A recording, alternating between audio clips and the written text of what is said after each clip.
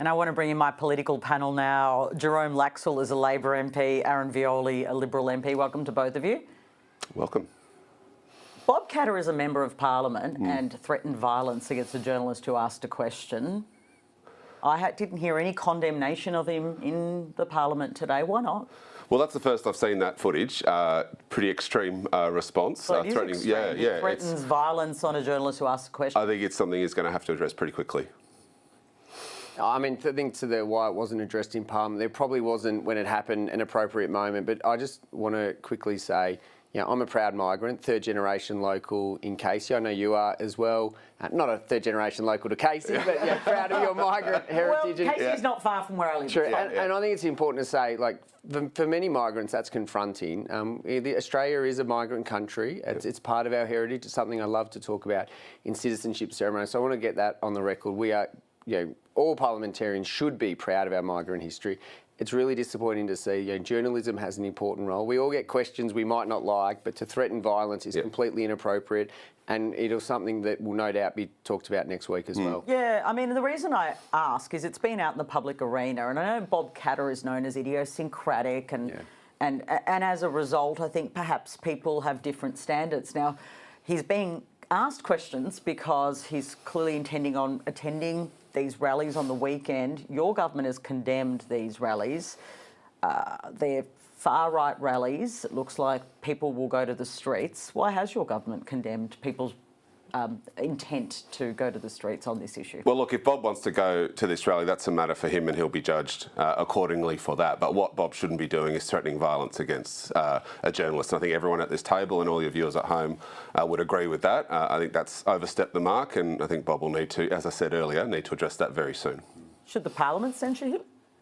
Oh, I'd have to think through, like, the process. I know, I'm just putting it to you, but I see the Parliament censure people with signs. Yep. The Senate, and I'm not trying to equivocate on the question, because what I want to say really clearly is you're right, this kind of Bobby is idiosyncratic and we sometimes laugh at his questions and the way he goes about it, but there is a line, and to be really clear, that line was crossed. That is completely inappropriate. I said most, if not all, other members of Parliament would condemn that. But whether the government, and again, not trying to pass the buck, but if the government chooses to move a motion, then we'll address it based on the motion that comes forward. But all members of Parliament should treat journalists with respect and allow them to ask their questions, and that crossed the line, absolutely. Yeah.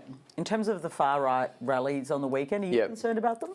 I think we're seeing a continuation of protests, what you would call far right and far left, on many issues across our country, and I'm deeply concerned about our social cohesion being stretched and being put to the pressure.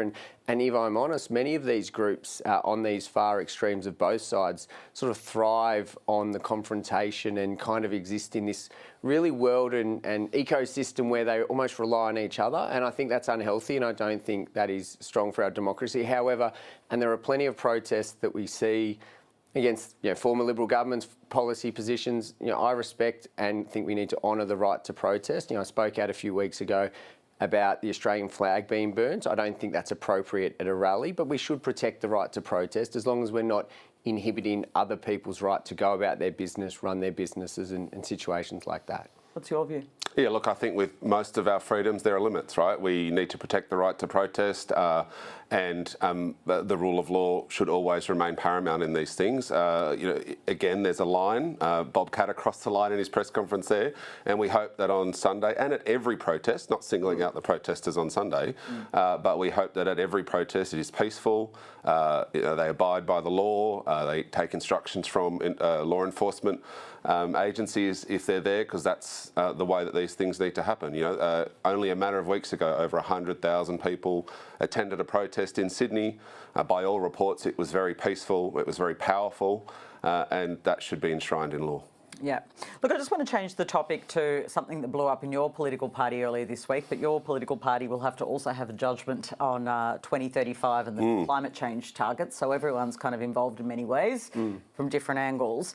I've now spoken to quite a few people on your side of politics who think there needs to be a sense of urgency to settle your policy on net zero emissions, that it can't go into next year. Do you agree with that? It needs to be settled quickly?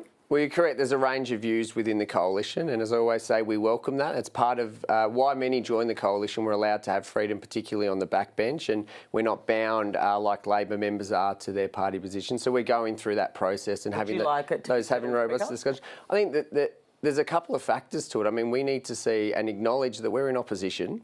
So what are the government going to do with the 2035 target? As I've said on your show before, Patricia, the reality is the government behind on their 2030 target, potentially not going to make it. Part of their 2050 target is in question. Green hydrogen was a key pillar. So there's more detail we need to see because the government set the policy and then we need to react to it. But there's opportunities.